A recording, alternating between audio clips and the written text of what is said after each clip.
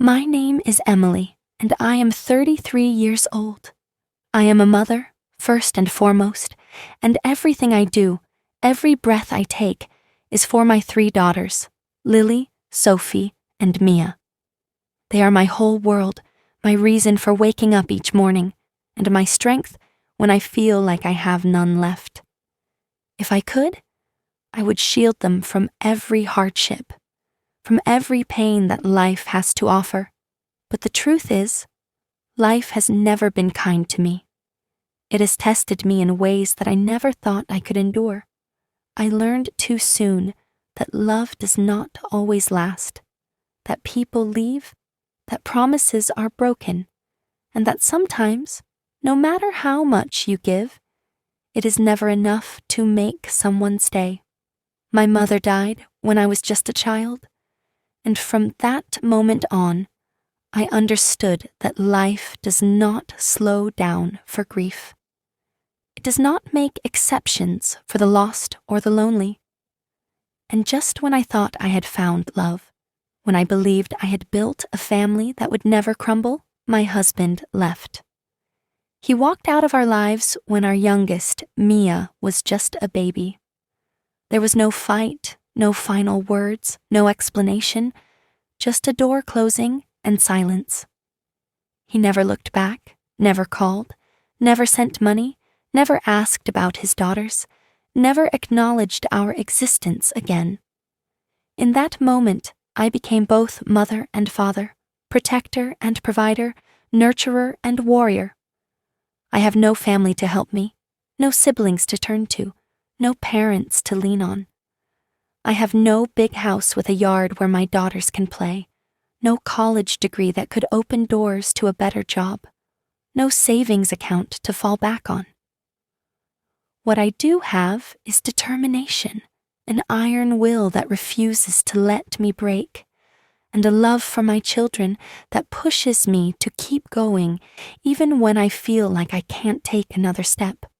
I live in a small apartment, just enough space for the 4 of us, and every month I scrape together just enough money to pay rent, buy food, and keep the lights on. Some months are harder than others.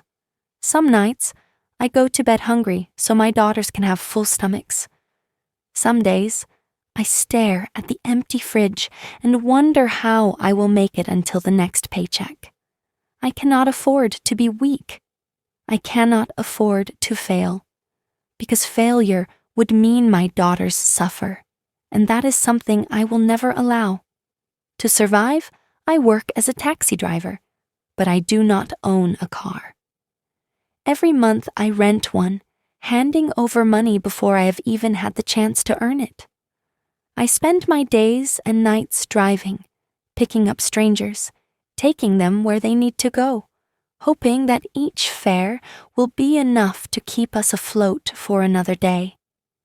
Some passengers are kind, offering polite conversation, leaving generous tips that make all the difference. Others are cruel, treating me like I am invisible, like I am nothing more than a machine with a steering wheel.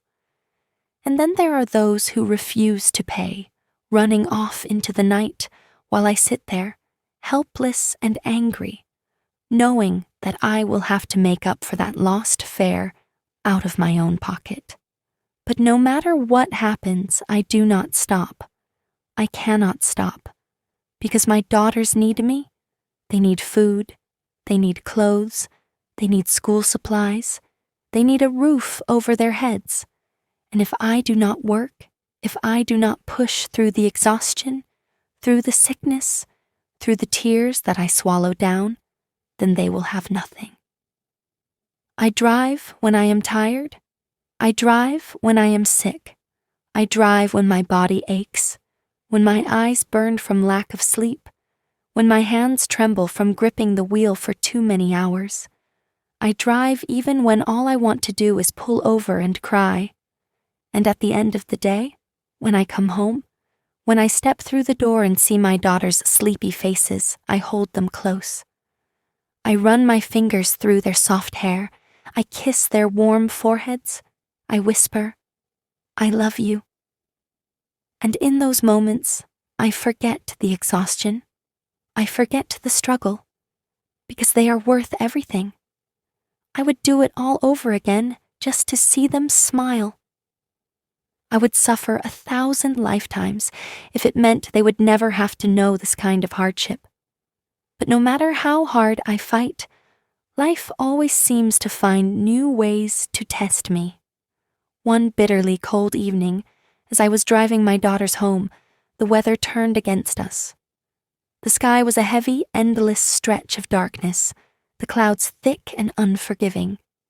Rain poured down in relentless sheets, turning into ice as it hit the roads.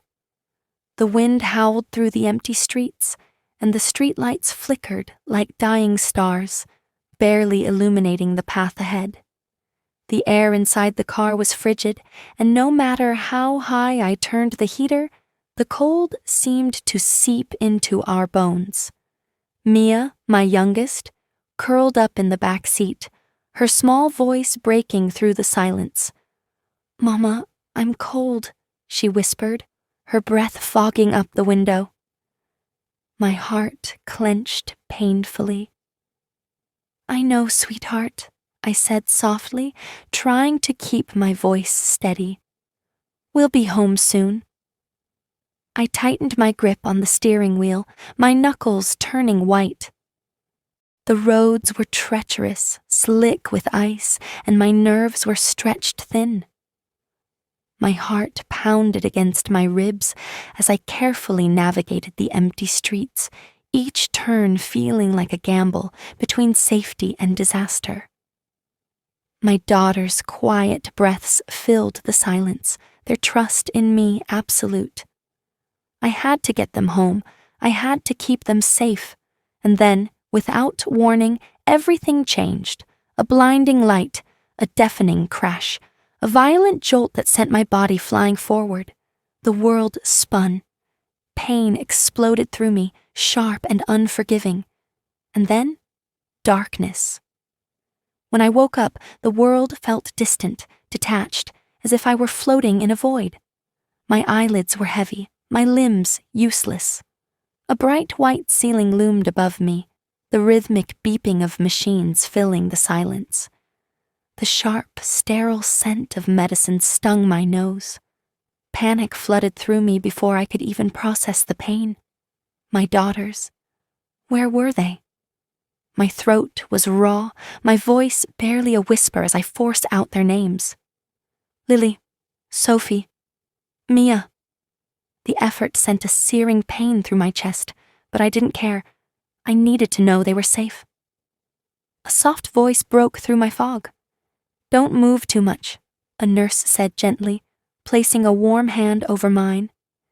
"You were in a bad accident." But I didn't care about myself. "My daughters," I choked out, my vision blurring with panic. "Where are they?" The nurse squeezed my hand. "They're here. They're safe." Relief hit me so hard that tears spilled down my cheeks. A few moments later, the door burst open and 3 small figures ran toward me, their voices breaking the stillness. "Mama!" They clung to me, their little hands gripping mine, their tear-streaked faces pressed against my skin. I held them with every ounce of strength I had left, feeling their warmth, their love, their need for me. They were safe. That was all that mattered. But the relief didn't last long. The doctor walked in, his face somber, his words heavy. "You have a broken leg," he told me. "You'll need surgery, and after that, you'll need time to heal." Time. The one thing I didn't have. I had rent to pay. I had mouths to feed. I had no safety net, no help, no way to survive without working. And then he said something worse. I had crashed into an expensive car. The owner was demanding $20,000. More money than I had ever seen in my life. More money than I could ever make, even if I worked every hour of every day. My body was broken, my spirit shattered. I buried my face in my hands and sobbed. My daughters cried with me, their tiny arms wrapped around me, trying to comfort me when I was supposed to be the one protecting them. I had nothing left. I was lost.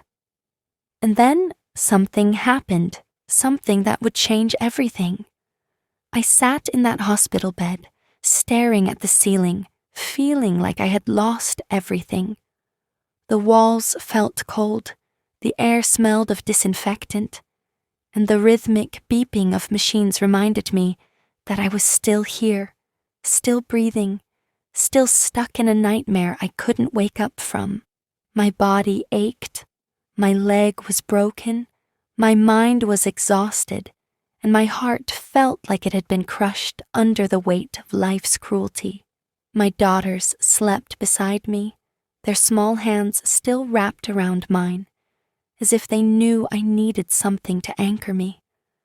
I had always told them that no matter how hard things got, I would find a way to take care of them, that I would never let them suffer. But now, for the first time, I didn't know if that was true. How could I protect them when I couldn't even stand on my own 2 feet? How could I provide for them when I had nothing left? The accident had taken everything from me, my job, my car, my savings, my last shred of stability. I was drowning, and no matter how hard I tried to fight my way to the surface, the weight of reality kept pulling me under. Then something happened, something that seemed too impossible to believe. My story had spread. I didn't know how or why, but people had heard about me. Strangers, people I had never met, people who had no reason to care, started reaching out. At first, it was small, just a few kind messages from people who had read about my struggles and wanted to tell me to stay strong. Then, something bigger. Money started coming in, donations from people all over, each one like a tiny miracle landing in my hands. $5, $10, $50? At first, I thought there had to be some mistake. Why would anyone want to help me? What did they see in me that made them care? But the kindness didn't stop. The donations kept coming, and soon my hospital bills, the terrifying weight that had been pressing down on me, were gone, paid. Just like that. I didn't owe a single cent. It was something I never could have imagined, something I never thought would happen to me. For so long, life had been nothing but struggle, but now, for the first time, I felt something new. Hope. Then, the phone call came. I was still in the hospital when I heard the deep, steady voice on the other end. "I heard your story," the man said. "I want to help." His voice was calm, certain, like he had already decided what he was going to do. I gripped the phone tightly, my heart pounding. Who are you?" I asked, afraid to believe that this could be real. He hesitated for only a moment before saying, "You'll see soon." Then he hung up. I stared at the phone in my hand, my mind spinning. Who was he? Why did he want to help me? I had spent so many years relying only on myself, fighting alone, that the idea of someone stepping in to lift me up felt impossible. 2 days later, I got my answer. A group of people arrived at the hospital, carrying flowers, warm clothes for my daughters, and smiles that radiated kindness. And then he walked in, the young man.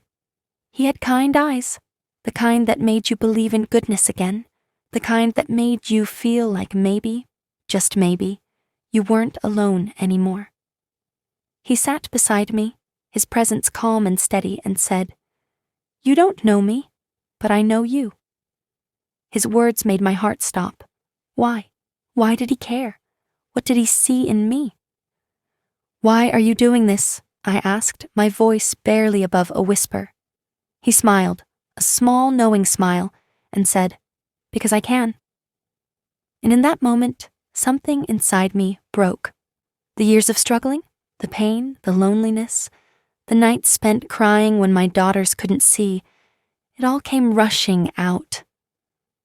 I covered my face with my hands and sobbed. For the first time in so long, I wasn't crying because I felt hopeless.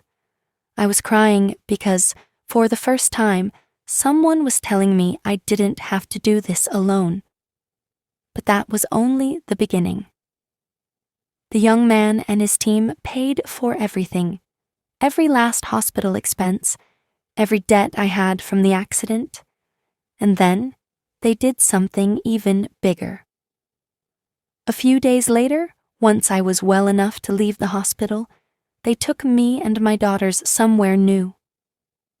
I didn't understand at first. I thought maybe it was a shelter, a temporary place to stay until I could get back on my feet. But when we arrived, I realized it was something much, much more. It was a house, a beautiful, warm, safe house, bigger than anything I had ever lived in. "This is for you," they said. I couldn't believe it. My mind refused to accept that this was real. "For me?" I whispered, my voice breaking. "Yes," they said. "You don't have to pay rent anymore. This is your home now." I fell to my knees, overwhelmed with emotion.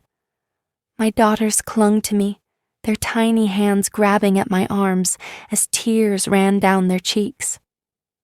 I sobbed, unable to control the flood of emotions. I had spent my entire life fighting to survive, never daring to hope for more than just getting through the day. And now, for the first time, I had a home. A real home. A place where my daughters could sleep peacefully without fear of being forced to leave. A place where I didn't have to worry about the rent or the bills or how I would make it through the next month. It felt like a dream, but this time I wasn't going to wake up. And it didn't stop there. One day, the young man sat with me and asked, "What is your biggest dream?" I hesitated. I had never been allowed to dream before. Life had always been about survival, about getting through the day, about making sure my daughters had food to eat. But deep down, I had always wanted something more. "I want to open a supermarket," I admitted. It had always been a distant dream, something I had tucked away in the back of my mind, too afraid to believe it could ever come true. He smiled. "Then let's make it happen." And he did. A few months later, I stood inside my very own supermarket. The shelves were lined with fresh fruits and vegetables. Warm bread filled the air with the comforting scent of home, and customers walked in, smiling, talking, shopping. I wasn't a struggling taxi driver anymore. I wasn't a woman barely holding on, a mother desperate to provide for her children. I was a businesswoman. I was strong.